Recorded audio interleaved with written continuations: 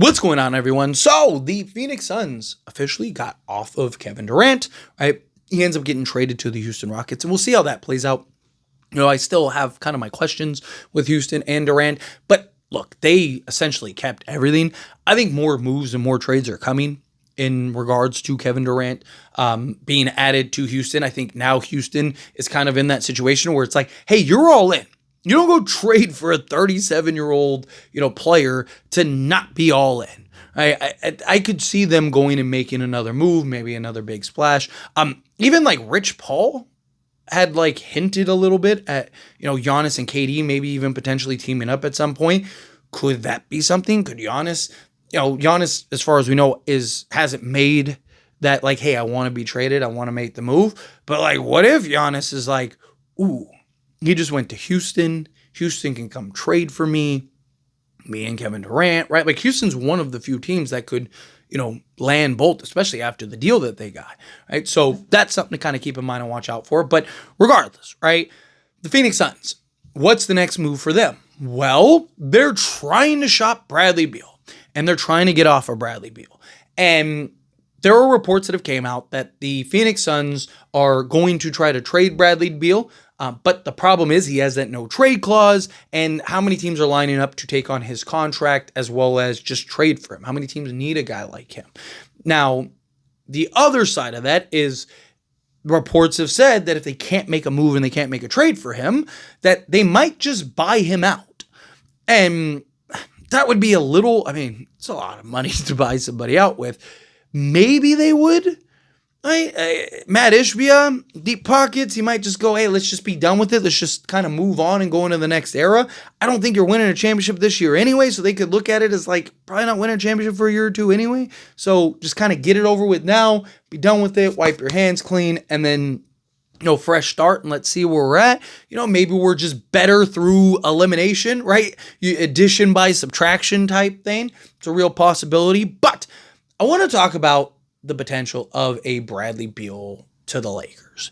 Now, look, I know immediately people are going to be like, absolutely not. But here's a couple things, and I want you to really hear this out. So, look, it is scary how accurate I was about the Phoenix Suns. Right? Say whatever you want about my prediction with the Lakers or anybody else. Phoenix is probably my best work by a large margin. And it's all documented and video, right? I mean, I was like, as soon as they traded for Bradley Beal, people told me I was crazy, I don't know, but this, all this. Well, one of us was right? And my thing too with Bradley Beal, though, is it was a bad fit. You went to a team that you were the odd man out. And I still fully believe that Bradley Beal in the right team, in the right situation, can still be back to that 23-5-5 guy.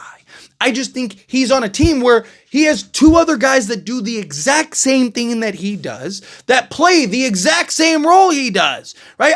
Devin Booker and Bradley Beal are literally the same player. Neither are big enough to play and slide the three. Neither are skilled enough as playmakers to play the point. So it never made sense to begin with. But on a team where you could use his scoring, you could use his ability to create, right? You could kind of use him in a more natural role and let him kind of thrive and be himself.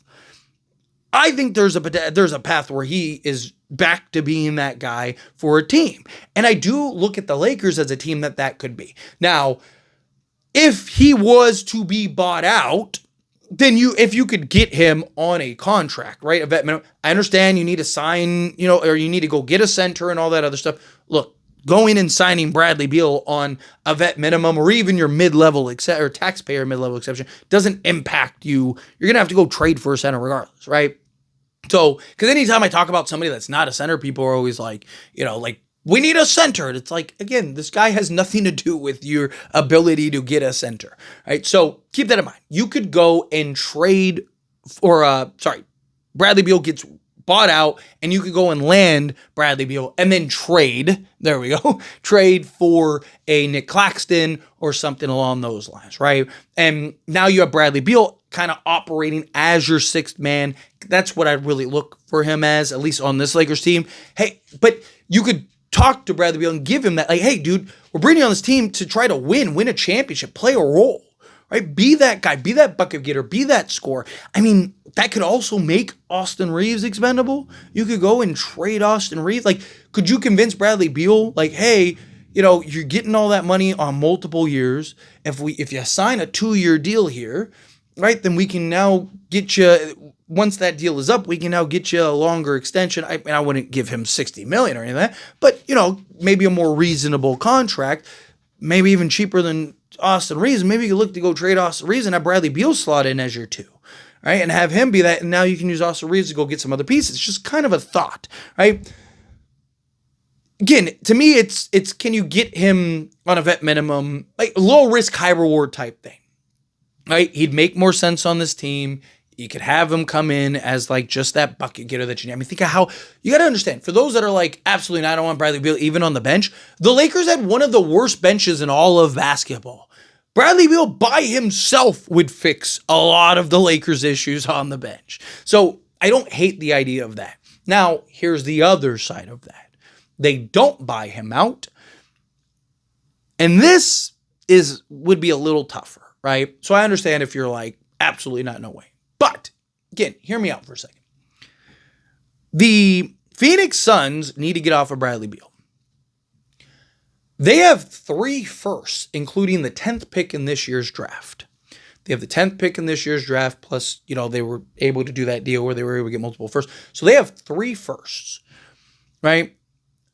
If you could get, say, the 10th pick plus, I don't know if they'd give you all 3 firsts, but if you could get the 10th pick plus another first, right, for Bradley Beal, do you maybe consider it?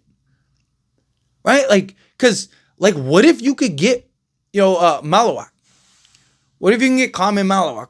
If he falls into the 10th spot, now you got your franchise center that you probably would never be able to get otherwise, right? Trading into this draft without trading Austin Reeves or something like that. But you could go, maybe now you could get him and then still have a first round pick plus your 2031 first to now go trade for another piece that you need later on down the road. And after a year, Bradley Beal, yes, he's going to opt in his money, but it would be an expiring contract. Also, you're in win now mode, right? Like your team that's in win now mode. You have LeBron James that is probably going to line up perfectly with Bradley Beal's contract. And then, I mean, if you really wanted to, you kind of just play it out and then have both, and then have like $110 million fall off the books, right? Like that could be very beneficial. But again, like the problem is that Bradley Beal's contract, like if he was making like $30 million, I would be like, absolutely do that immediately, right? Even if it was just the 10th pick, right? Because $30 million is just, it's much more manageable, right? It's not something, and it's probably be easier to trade, but to be fair, it's one of those things where you probably, like the Suns would probably have an easier time getting off of him if he was making $30 million. However, again, he does have that no trade clause.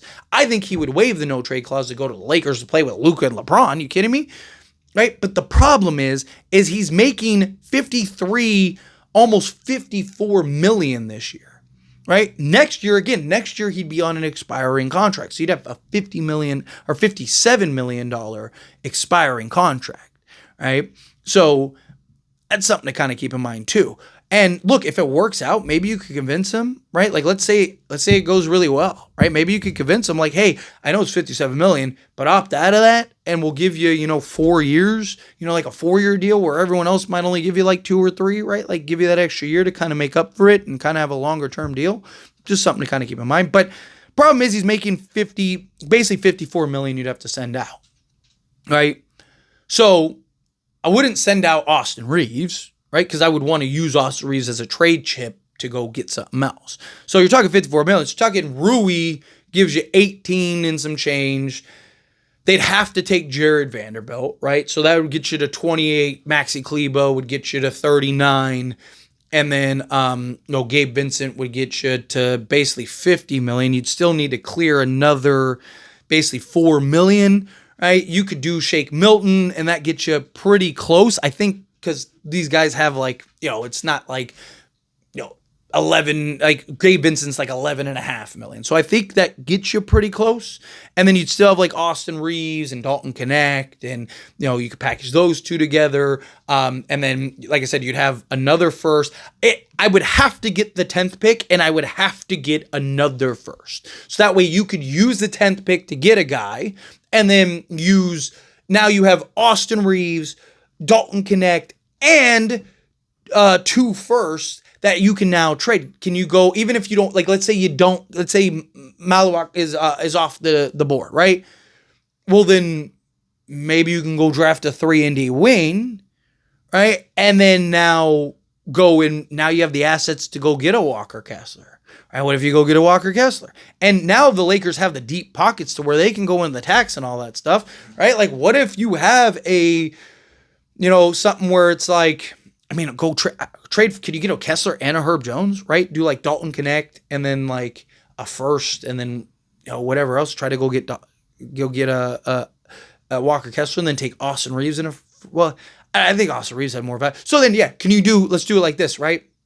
Say you go trade for Bradley Beal, then you take a Dalton Connect, right, and 2 firsts, go get Walker Kessler, and then can you turn Austin Reeves into a Herb Jones?